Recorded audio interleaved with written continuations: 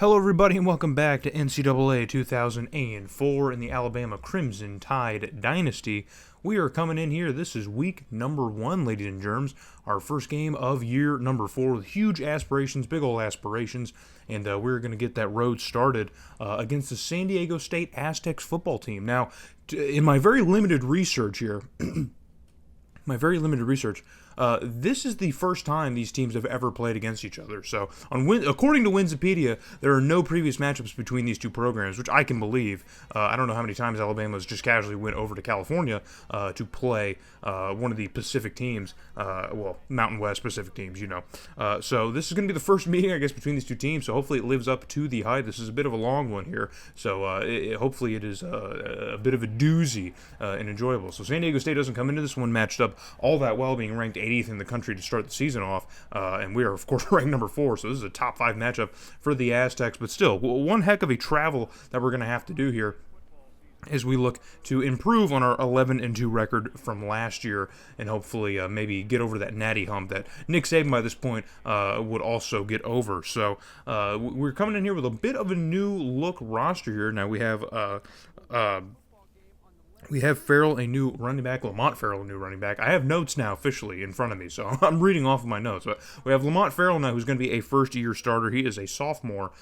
He was recruited, I believe, in our second season. So, but we also, more importantly, have a new starter at quarterback. We have Carlos Cobb. He is a JUCO transfer. He was a 5-star quarterback that we recruited this offseason. He's going to be our starter, replacing number 12 and number 13, who've been on the team since the first season. So, 1st and 10 now, early on in the first quarter here. It's our first play of the game, and it's an absolute deep shot from Cobb, and he's going to find an open man downfield. I think that was the fullback, number 15, who was replacing Nick Allen from last year. Number 15, through training, has finally got himself in good enough shape to start this year, so he's going to do that. So then we're going to hand off to Lamont Farrell here, and he's going to pick up a first down and get us inside the red zone. So we are now cooking pretty easily here against this Aztec defense. So not very formidable here, but still, we got to work out our own kinks here, as it's our first game of the season that we're traveling thousands of miles for just to play. So 2nd and 10 now from the San Diego State 18-yard line. Cobb's going to drop back here, clean pocket, steps up into the pocket and unloads into triple coverage. But we have a receiver on the ground, and the refs are going to see that. They're going to throw the yellow hanky, and that's going to be PI on San Diego State. So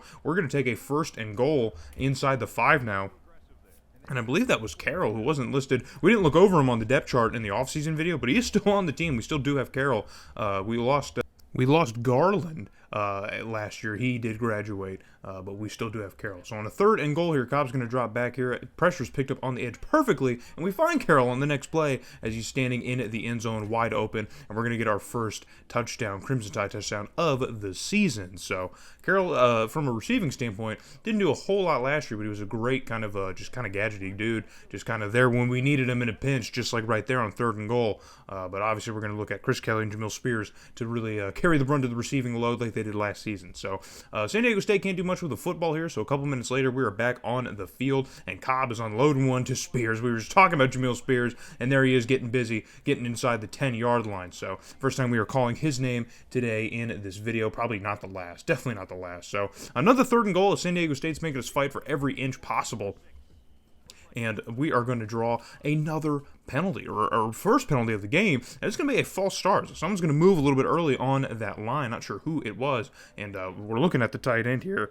Sean Watts, our freshman tight end, I believe, was who it highlighted. So maybe Sean Watts got a little bit too antsy on this play here. So we're going to move it back a little bit here, and Cobb, under some pressure, the pocket is collapsing, and he throws a wobbler to the back corner of the end zone. I believe it's Jamil Spears he was trying to find, but the pressure got to him as he steps up in this pocket here. Yeah, look at that. He had dudes all around him as he tries to float this one into the corner of the end zone like a fade.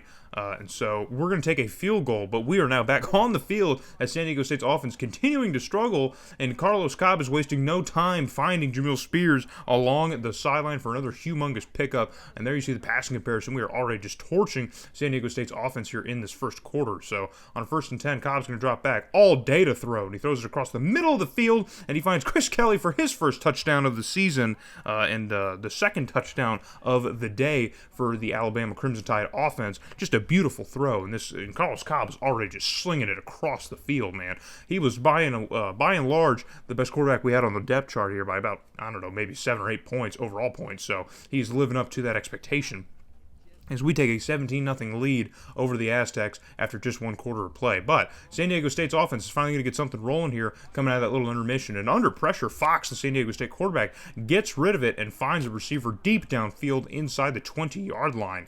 And all you can do is just kind of hang your head there, man. That's all you can do if you're Stephen Collins, a safety. So on 2nd and 9 inside the 20, Fox going to fake the handoff and just fire it across the middle and wide open in the middle of the field. I don't know how he got that open, man. We've been playing great defense so far, but just a complete breakdown. I don't know where our DBs were. I'm not sure what anyone was looking at. Not a good look. So San Diego State finally answers back 17-7, but we are already cooking on the other side of the field. Cobb, under some pressure, has to get rid of it quickly, and he finds Chris Kelly in the middle of the field. And coach is not happy about that. Not happy about that at all as we pick up a huge first down here and keep this drive rolling into Aztec territory. And Cobb, man, look at this. He rolls into the pressure. I guess maybe he thought he was under more pressure than he was and just kind of throws I don't know, that was a dangerous pass to throw. Luckily, we have guys like Chris Kelly who can do that. So 1st and 10 now for the Crimson Tide offense here, a little over 5 minutes. And Cobb just kind of running around in a pocket. Doesn't even really drop back, but it doesn't matter because he unloads a beautiful pass out to Jamil Spears on the side of the field, and that's going to be the 3rd Crimson Tide touchdown of the day, and Jamil Spears taps in for his first of the day. So we got both of our great receivers getting touchdowns and getting their names heard early in this game. So we take a 24-7 lead, pretty wide margin here. You might think it's going to get worse, but San Diego State is moving in the red zone here. We're snapping this one from our own 20, and that ball's going to be caught, and it's going to be a first down for the Aztecs. So this passing game is really going to pick up for the Aztecs, as you're going to see a little bit later into this game as it gets on. So 1st and 10 for the Aztecs. Fox is going to drop back. Pressure's picked up nicely. He's going to fire this one over to the end zone, and he's going to find an open receiver. And I'm not sure which DB that was on either side who was lost out there. I guess we will see here in a second, and we can call them out. I'm guessing it was Blackwell, and it was Blackwell who was out there lost, not really sure what he was looking at. So 24-14 is your score, but we are moving here on offense, and Cobb is going to dump this one off quick to Whitaker, and Whitaker is going to fumble this one on to the ground, and that is Chad Whitaker, the freshman receiver. He's the 3rd option this year, at least listed 3rd over Carroll, and he is making his name known for all the wrong reasons in this game here. San Diego State gifted a prime opportunity, and the pressure is on to Fox, but he managed to escape it, and it's a humongous deep ball, and it's a fumble from San Diego State, but they have another receiver in the vicinity to pick it up, and that's going to take them out of the red zone, but they're still going to be at the Crimson Tide 21. So a really wacky play for San Diego State's offense, but they do manage to get a humongous pickup with it. Fast forward to 1st and goal, and it takes one play, and in the end zone it goes. And just like that, a 24-7 lead is completely eviscerated as San Diego State has tied things up here, 24-21, pending the extra point, of course, here in San Diego. So we need to move the ball quickly. Cobb unleashes another deep ball here, and he finds Spears along the sidelines. Just a minute 18 left to go. We're going to try and run a quick little 2-minute drill here behind Cobb, and he finds Spears along the sidelines for a humongous pickup. That's going to get us inside the red zone here. So 1st and 10, we're going to hand this off to Lamont Farrell, and he's going to get busy today for the first time today, and somehow he doesn't get into the end zone. I think maybe could have reviewed that, but there's no review back here, so he's going to get brought down with inches to go, and we're going to call timeout here. So on 2nd and goal, maybe we're going to give it to Farrell again here to try and finish what he started just a play ago, and we are going to hand it off to him, and he's going to truck over a big Aztec defender and get into the end zone for his first touchdown. So we got Kelly, we got Spears, and we got Farrell all on the board today, baby. So we even got Carroll on there as well. If we could get Whitaker in there, then we would absolutely be feasting today, and maybe even get our freshman tight end. Who knows? But the lead is back to 10 points. Just 29 seconds left to go in the first half. Fox is going to drop back, clean pocket, unleashes a deep ball, wide open down the sideline, and it's a foot race, but no one's going to catch him, as that's Collins in pursuit, the strong safety, and he was not helping, I guess, over top like perhaps maybe Randolph thought he might be. So I think that might have actually been a linebacker who's covering him. Yeah, it was absolutely a linebacker. I don't know who left a linebacker in charge of trying to cover him, but yeah, that was Jamal Mullins, our left outside linebacker, who's trying to I don't know, hold down one of these Aztec receivers. It is not going to work, as San Diego State's passing attack has definitely picked up in the second quarter. So now 31-28. Remember, this game was 17-0 after the first quarter. Now it's 31-28. I told you it's a bit of a doozy. So on a third down now in the third quarter here, neither team really been able to do much with the ball so far. And Cobb is going to unleash a deep ball, and that one is going to get picked, as that's basically an arm punt, essentially, from Cobb. He just overshoots this one to Kelly, and Kelly already in double coverage. Not really a wide open throw to make, but yeah, Cobb just it's all right, but it's all right. we'll figure it out. He's had a great game outside of that. So San Diego State gifted with an opportunity to take the lead here, and Fox under some pressure wants a deep home run shot ball, and it's caught wide open. There's nobody back there. Where's the defense? Where are DBs? How is San Diego State's passing attack this strong? Where was anybody? How is he this wide open? I don't understand it. I'm losing my mind.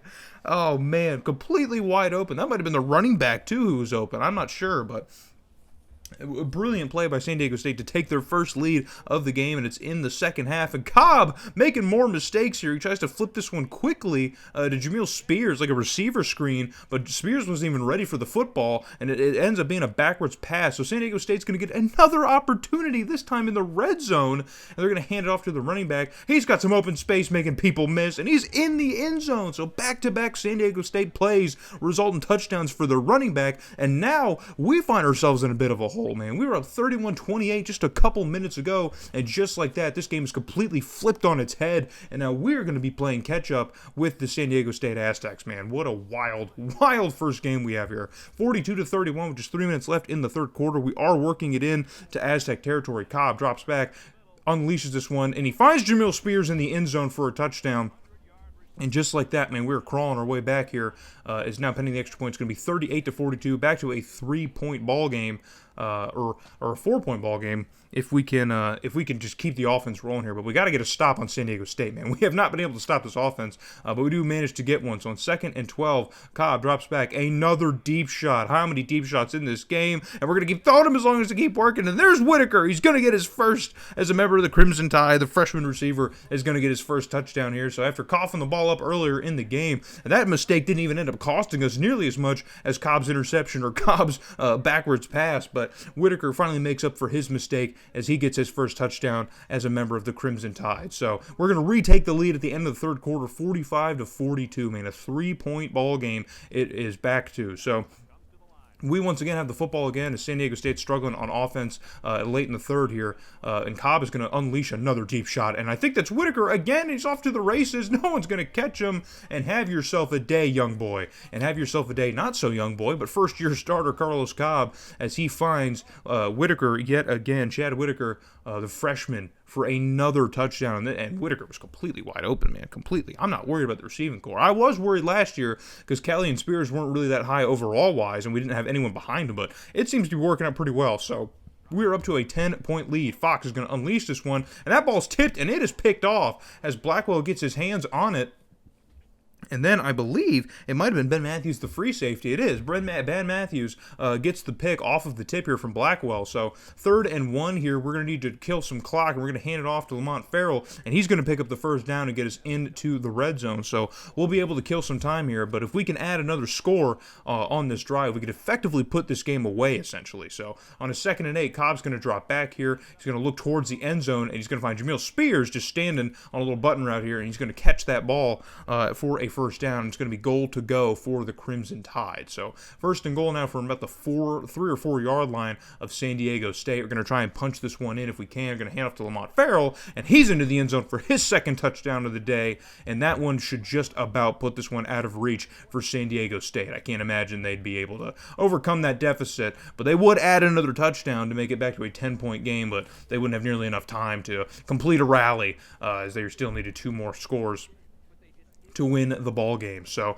59-49 is your score, an absolute boat race in the first game of the season in San Diego State, man. So I don't think we will be coming back to San Diego anytime soon, man. I want to avoid this chaos as much as possible because that was an absolute mess from start to finish, man. Absolutely bonkers.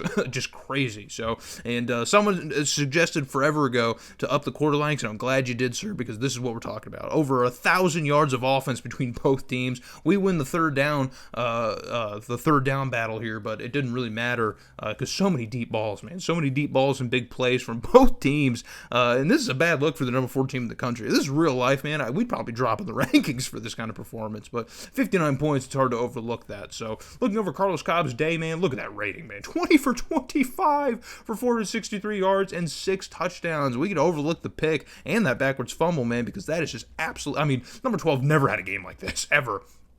Lamont Farrell, only 75 yards on the ground, but 2 touchdowns will take it. Spears and Whitaker both tally for over 130 yards of receiving and 2 touchdowns. Chris Kelly only 62 yards, but he does get a touchdown himself.